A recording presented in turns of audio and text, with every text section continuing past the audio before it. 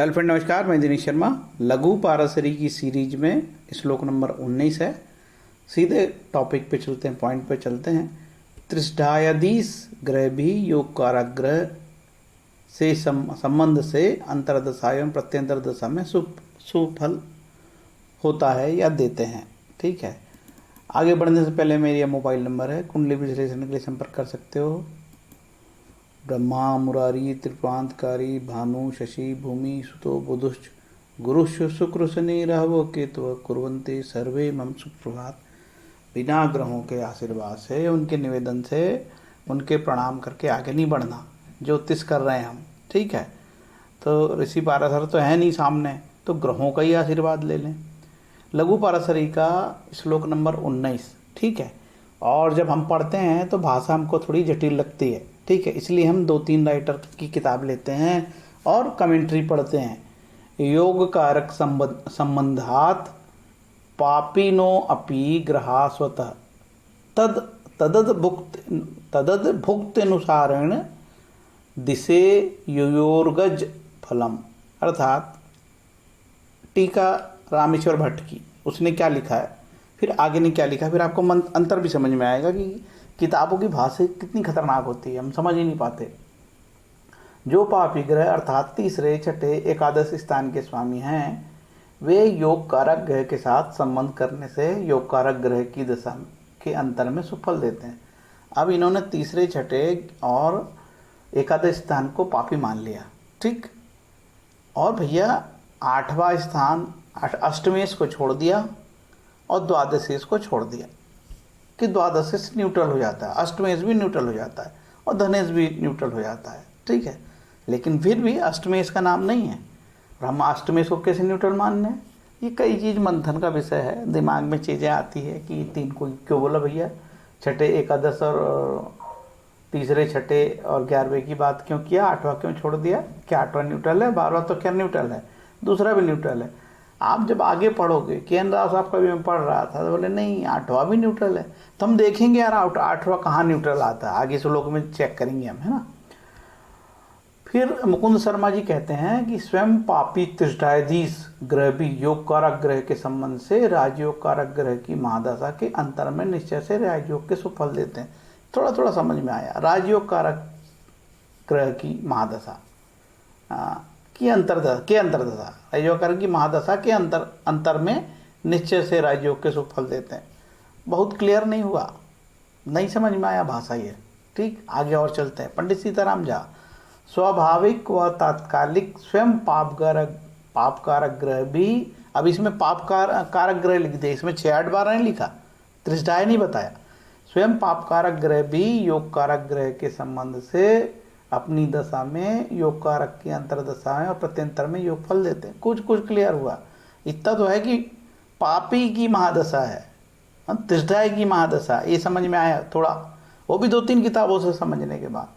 फिर एक तो किताब है हमारे पास, वो किताब है लघु पाराशरी, डॉक्टर सुशील अग्रवाल की, सागर पब्लिकेशन की है। लघु पाराशरी डॉक्टर सुशील अग्रवाल, सागर पब्लिकेशन की। तो ये अग्रवाल साहब ने थोड़ा सा ना अच्छे से डिटेल बताया और कुछ उदाहरण से भी समझाया है, तो कुछ समझ में आया। क्या समझ में आया कि इस श्लोक के 3 कंडीशन में अप्लाई होगा ये। पहला क्या, अशुभ भावेश की महादशा। अशुभ कौन सा, 6, 8, 12, तृतीयेश, षष्ठेश और एकादश क्या कहलाएगा, अशुभ कहलाया।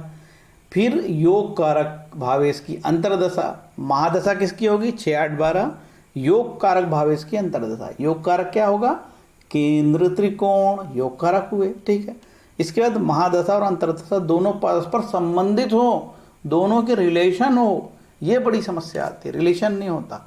अब चलते हैं उदाहरण में, ठीक है। ये किताब उदाहरण मैंने अग्रवाल साहब की किताब से लिया और बड़े अच्छे से समझाया, मुझे समझ में आया तो आपको समझा रहा हूँ।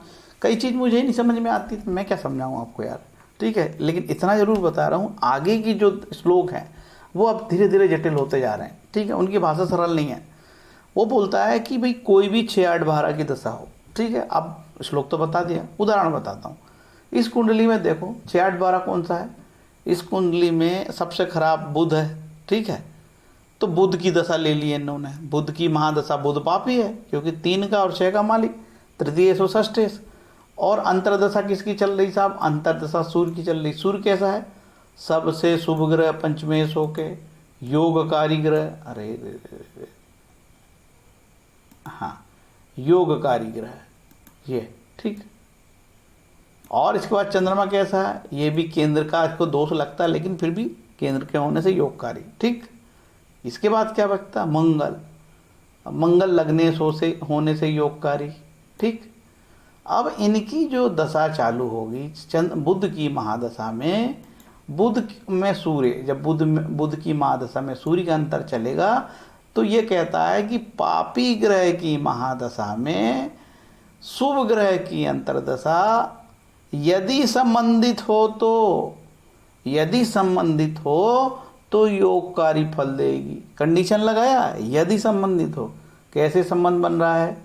देखो, इसमें सूर्य यहाँ पे बैठा है और बुध के साथ बैठा है यहाँ, ये तो बुध के साथ बैठा है सूर्य, ठीक है।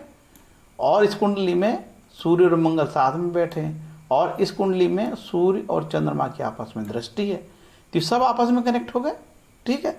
चंद्रमा की दशा कैसे फल देगी हम देखते हैं। बुध में चंद्रमा, पापी ग्रह की महादशा, बुध पापी है 3 और 6 होके, तृतीय षष्टेश होके। शुभ ग्रह की अंतर्दशा, चंद्रमा शुभ है, यहाँ पे केंद्र का मालिक है, केंद्र का दोष लगता है नाम मात्र का। शुभ ग्रह की अंतर्दशा, शुभ ग्रह नहीं, योग कारक ग्रह की अंतर्दशा यदि महादशानाथ से संबंधित हो तो, महादशानाथ यहाँ पे कौन है?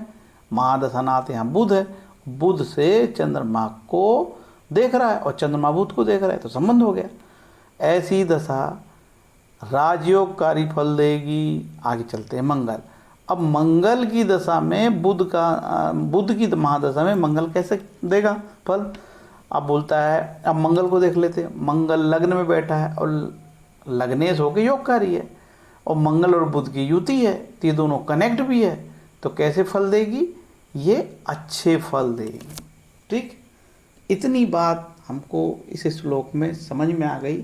और यदि मेरे पास सिर्फ और कोई राइटर की किताब नहीं होती, सिर्फ मैं एक राइटर की किताब रखता, मेरे पास तो बहुत सारी किताबें हो गई आज की डेट में, 1 2 3 4 5 6 7 8 हो गई लगभग किताबें, 6 किताब हैं लघु पारसरी।